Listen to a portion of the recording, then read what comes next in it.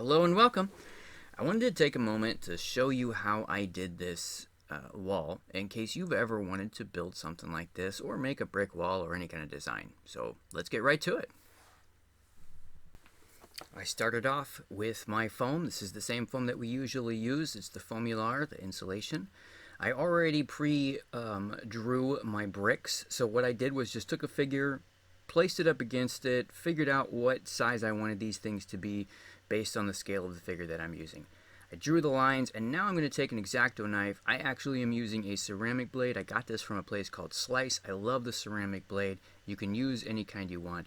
But I'm just digging a little, anywhere from 1/8 inch to a 1/4 inch score. Why am I cutting it, you ask? Well, because we're going to give it a little bit more depth by opening up those lines. Right now I'm just using an old pen that dried up, and I thought, you know what, this might work. I'm going to make one pass across, and then the other pass I'm digging in a little bit deeper. So the first one is just to open up the space between the two sections. The second pass is to give it a little deeper dive and open it up even wider. There's also a couple other things you can do. You could take some sandpaper. I recommend anywhere from 150 or up grit because you don't want to tear it. Make a nice clean straight line, and then you can kind of follow along where you just opened it up with that pen or tool or whatever you want to use, and that's going to give you an even wider gap between those bricks to give you more appearance, more depth, you know, so that you can tell the difference between a picture and what you're doing, because you want to give it you want to give it some substance. The last technique was actually something that I think AJ from Dreg's Cat, Third Floor Toys, he mentioned this, and I thought, you know what, I'll try it. So I took a ruler and I just stuck it in the line and kind of wiggled it around, and that made an actual really good gap. So that actually increased it even more. And then the next thing I'm going to do is get my paint ready. So I've got a little bit of water in here. I know it's kind of hard to see, but there is water in that tub. I'm going to put my black acrylic paint. You can use whatever color you want. I'm looking for a dark, deep, weathered, old look, so I use black. I'm just going to mix it up to dilute the paint. You can use white, you can use gray, you can use a combination of the both. Just play with it, whatever looks good for you. But the reason that I'm diluting it is because I wanted to get into all those cracks, all the things that we just worked hard to make as far as the lines on the brick. And also off camera, I added some texture, a little bit of brush. I just took a utility brush and I just kind of pounded it in there a little bit. And then also you can make little dents and divots with that pen tip or whatever tool tip you have, just random little holes and some things to add accents to it. So once I've got the mixture here that I'm happy with, I'm going to just paint every square inch of it. I'm just going to dump it on with this heavy thick brush until it's all covered. I usually do the top first, and then I'll kind of work my way around to the sides, just because otherwise it's even messier than it already is. And I usually have like paint on my hands the entire day. So alright, once we're done with that, it should look like this, or something close to it. You can see it's kind of a light wash. It doesn't get a heavy coat, but that's not what I wanted, because we're still looking at brick, right? So the next thing I'm going to do is put the red on. So we got a brick. I just grabbed a bright red because we've got the black underneath it, so it's going to darken it up anyway. And you don't want to get too dark or too light. You again play with it. You can always go back and do another coat over it if you don't like the look of it.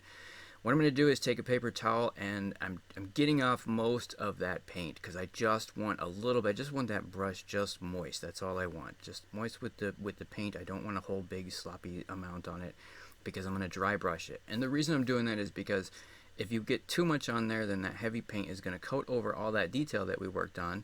So you're not gonna see it. You're not gonna see the efforts that you put in, and that's the killer is in the details, right?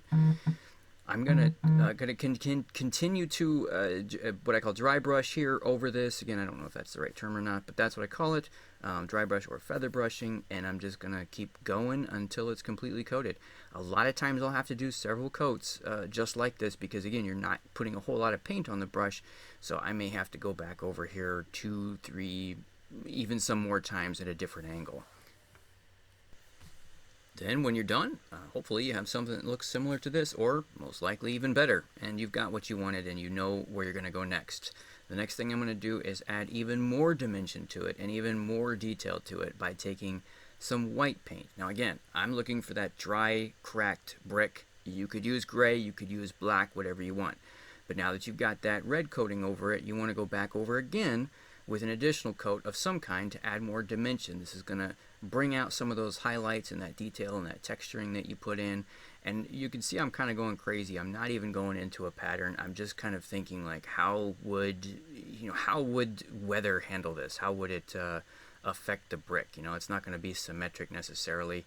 You may have one line where water drips down and you got some water stains or something like that. But just, you know, play with it, whatever works for you. Come at it at different angles and see what you like. And that's basically what I'm doing here. So by the time I'm all done, you're just going to see a little bit of white around the corners and adding some additional, you know, again, dimension and pop to those details. Off camera, I took some foam board. That's what I'm doing this whitewash on. I just took some foam board, took the paper off, and I tore it into pieces. If you remember my other video, I mentioned I kind of like the material to work for me and do as much work as possible because I'm not that creative. And I applied my, you know, black coat, a gray overlay, and then the white. All right, and here's the final piece. So there's my wall. The one on the left there at the corner is the one that you just saw me put together. I hope that your next project comes out great, and if this helped you at all, please let me know, or if this was, you know, boring, let me know.